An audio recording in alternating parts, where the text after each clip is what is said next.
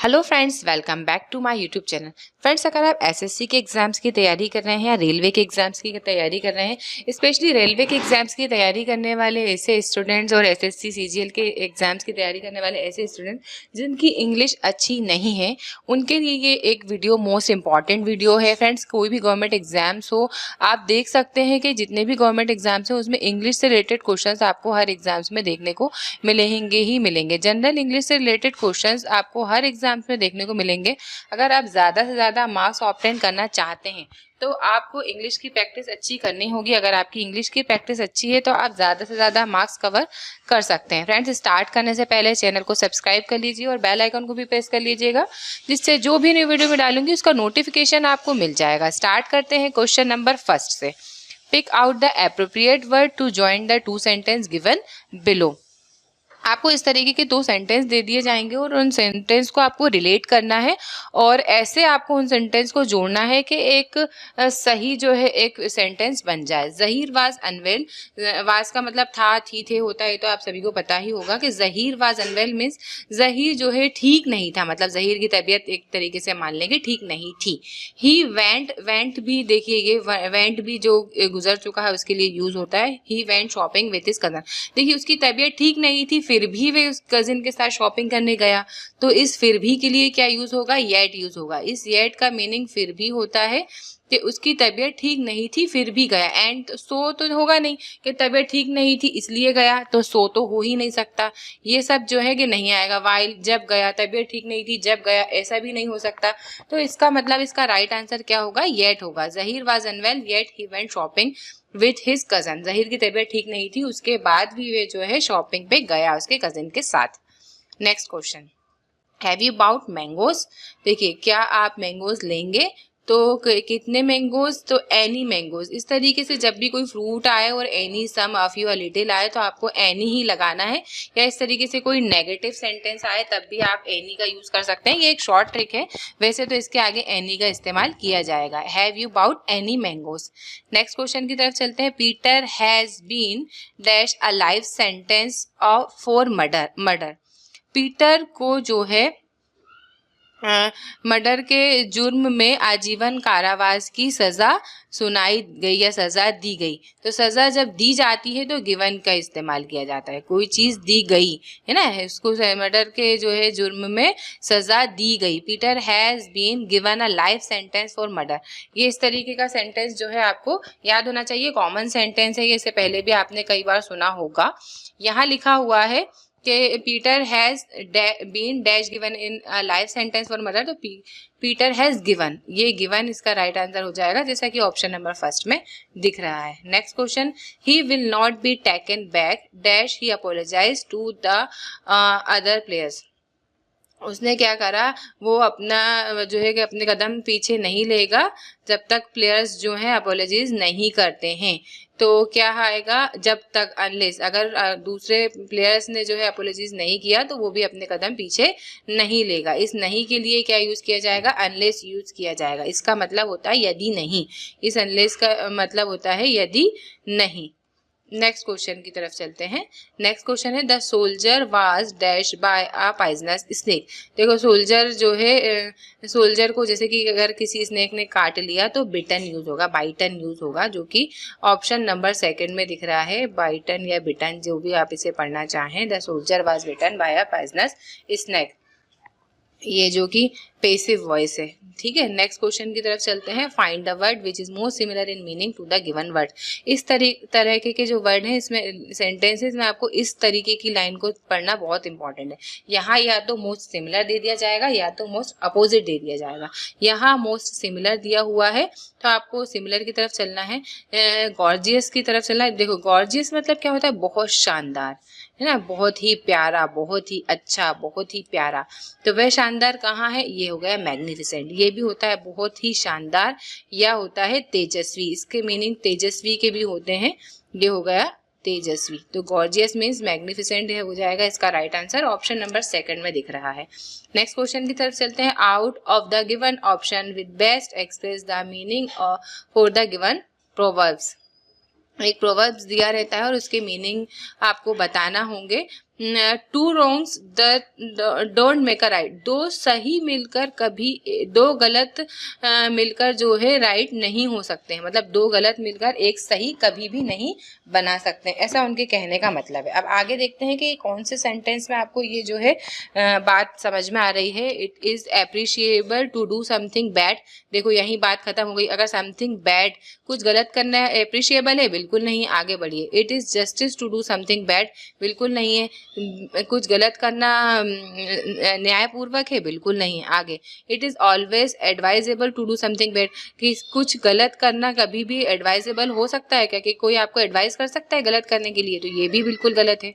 Next चलिए, it is not acceptable to do something bad, ये बिल्कुल भी जो है कि एक्सेप्टेबल नहीं है कि कोई किसी के साथ गलत करे, to something bad to someone just because, सिर्फ इसलिए। इस जस्ट बिकॉज का मतलब क्या होता है, सिर्फ इसलिए, है ना।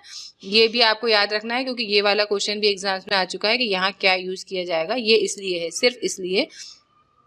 आप ये बिल्कुल भी एक्सेप्टेबल नहीं है कि कोई किसी के साथ गलत करे सिर्फ इसलिए कि they did something bad to you first, कि सामने वाले ने आपके साथ कुछ गलत किया है तो इसलिए आप भी उसके साथ गलत करेंगे, ऐसा बिल्कुल नहीं कर सकते। तो ऑप्शन नंबर 4 थी इसका राइट आंसर हो जाएगा कि दोनों, पहले सामने वाले ने गलत किया, अब आप भी गलत करें, तो कोई एक गलत करे और उसके सामने में पलट के अपन भी गलत करें, ये बिल्कुल भी एक्सेप्टेबल नहीं है। ये इसका जो मीनिंग राइट आंसर हो जाएगा ऑप्शन नंबर 4। नेक्स्ट क्वेश्चन की तरफ चलते हैं। She has a great dash children, she has a great liking for children, liking आएगा, she has a great liking for children, है ना, टू नहीं, ऑफ भी नहीं, बाय भी नहीं, लाइकिंग फॉर चिल्ड्रन, उसे बच्चों से बेहद लगाव है। ये आपको याद रखना है, सिंपल सेंटेंस है ये। She has a great liking for children, option number first right answer हो जाएगा, उसे बच्चों से बहुत लगाव है। नेक्स्ट क्वेश्चन की तरफ चलते हैं। You should dash my advice, you should listen to my advice, है ना, वो माने कोई या ना माने, सुनना तो पड़ेगा ना एडवाइस को। Listen to my advice, you should listen to my advice. Next question की तरफ चलते हैं।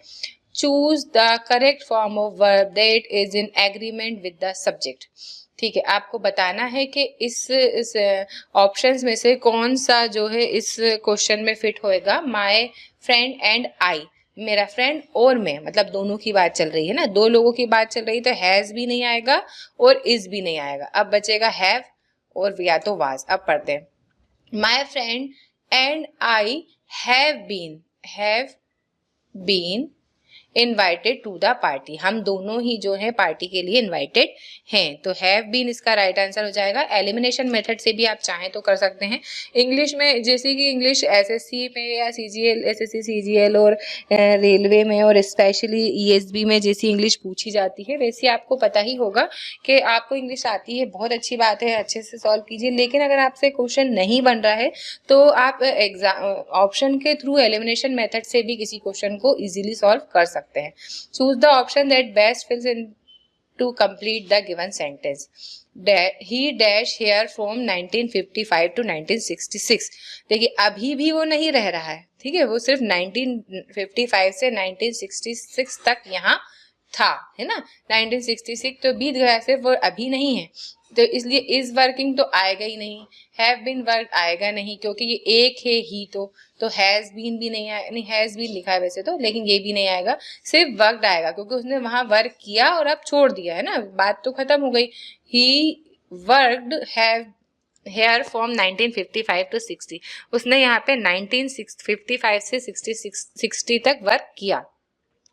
Next question. Choose the option that is closest in meaning to the highlighted word in the given sentence. The ornament has enhanced her beauty.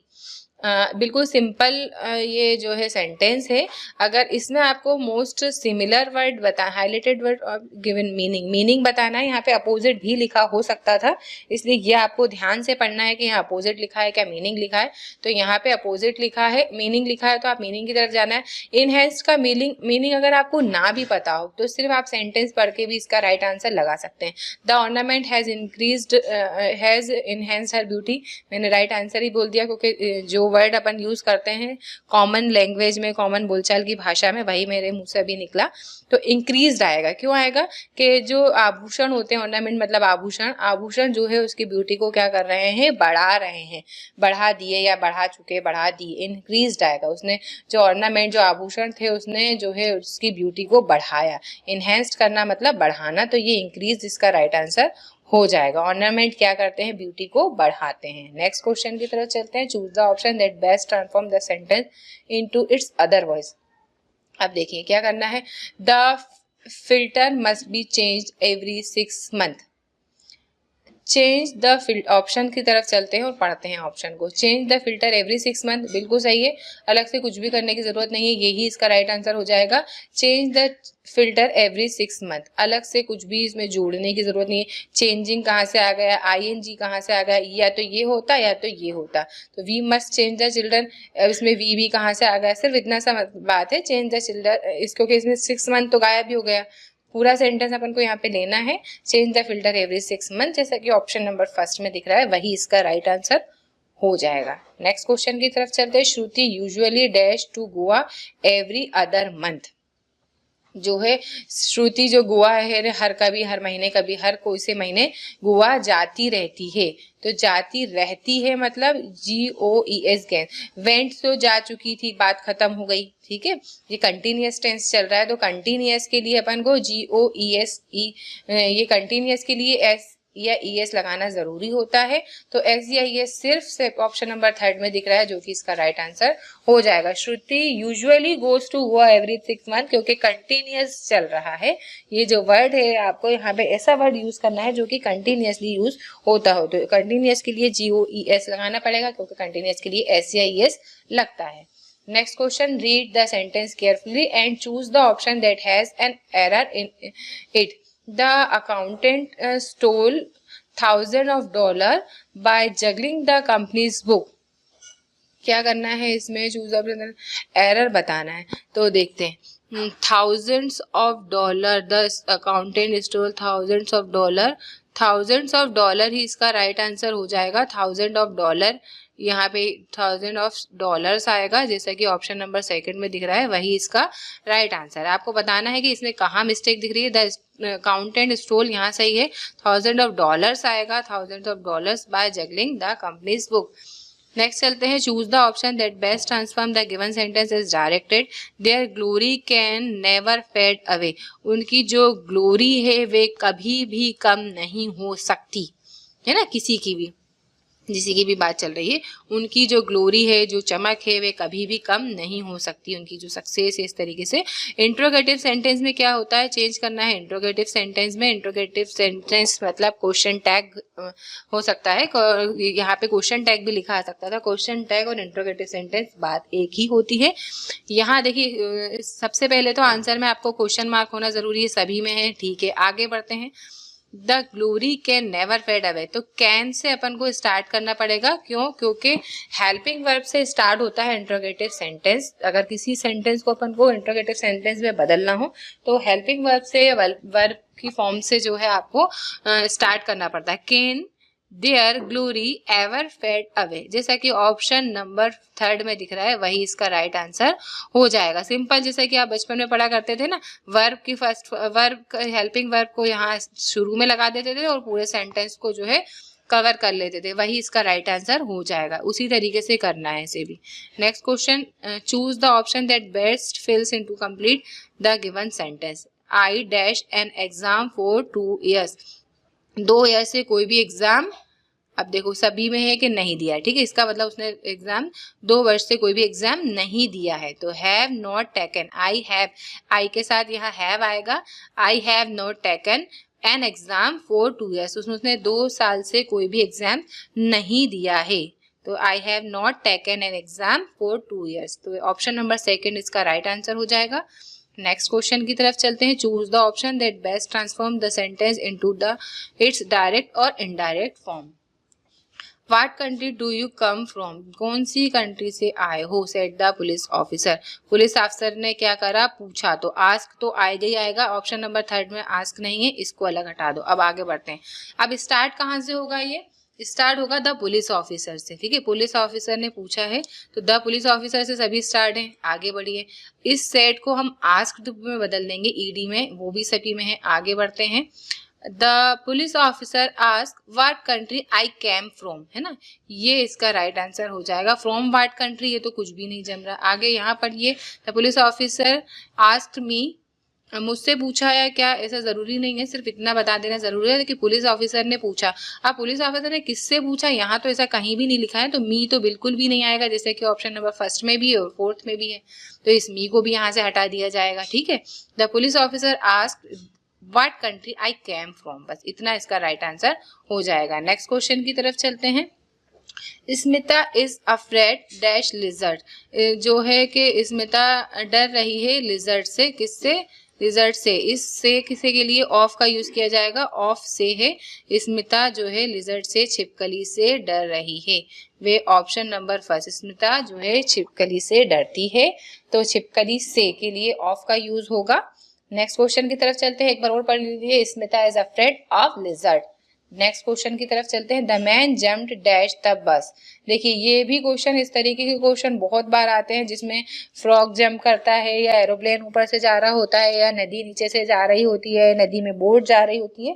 ये 2 4 5 तरीके के question आपको अच्छे से याद करना है, क्योंकि जिस भी आपके गवर्नमेंट एग्जाम दे रहे हैं, जिसमें भी इंग्लिश सिलेबस में है, एक क्वेश्चन आपको इस तरीके का जरूर पूछा जाएगा। The man jumped the bus, the man jumped of the bus, कौन सा वाला ऑफ, 2 वाला, 2 F वाला ऑफ, तो ऑफ ऑप्शन नंबर 4 इसका राइट आंसर हो जाएगा। द मैन जो आदमी जो है बस से कूदा, कैसे कूदा, बस से कूदा। नेक्स्ट क्वेश्चन की तरफ चलते हैं, द प्लेन फ्लू, देखो फिर इस तरीके का क्वेश्चन आ गया, जैसा कि मैंने अभी प्रीवियस में आपको समझाया। The plane flew dash the houses and meadows, जो हमारे घर के ऊपर से जाता है ना प्लेन, कैसे जाता है, ऊपर से, तो ओवर आएगा। The plane flew over the houses and meadows, option number second में दिख रहा है ओवर, कहाँ दिख रहा है, सेकंड में दिख रहा है, the plane flew over the houses and meadows.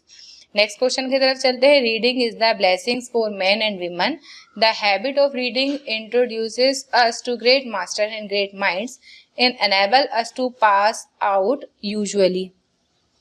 अब इस तरीके के सेंटेंस को पढ़ के भी आप आंसर की तरफ पहुंच सकते हैं, और अगर इजी यहाँ पे दिया है तो बिना सेंटेंस को पढ़े टाइम वेस्ट किए भी आप समझ सकते हैं। What does mean meaning blessings, blessings तो आप सभी जानते हैं कि ब्लेसिंग्स क्या होता है, आशीर्वाद होता है।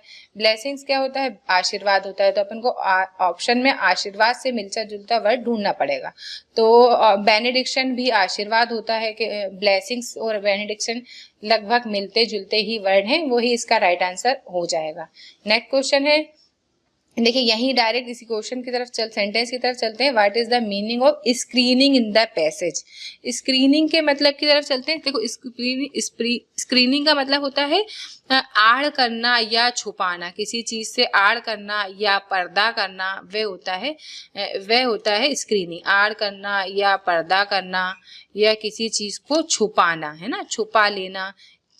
अब आगे देखिए, अब इसका मीनिंग बताना है, तो क्या आएगा, यहाँ मास्किंग ही दिख रहा है इससे मिलता जुलता, और रिवील करना तो देखो जागृत करना हो जाता है, मतलब अनावरण हो जाता है रिवीलिंग, तो है ना, एक तरीके से पर्दा हटाना होता है रिवीलिंग, तो ये तो हो ही नहीं सकता। एक्सपोजिंग भी किसी तरीके से दिखाना ही होता है, जागृत करना होता है, तो मास्किंग हो जाएगा इसका राइट आंसर। मास्किंग करना है मतलब किसी चीज को छुपाना। नेक्स्ट क्वेश्चन की तरफ चलते हैं, pick out the appropriate word to join the 2 sentence given below. He is brilliant, वे बहुत ही ब्रिलियंट है, ब्रिलियंट की मीनिंग तो आप समझते हैं।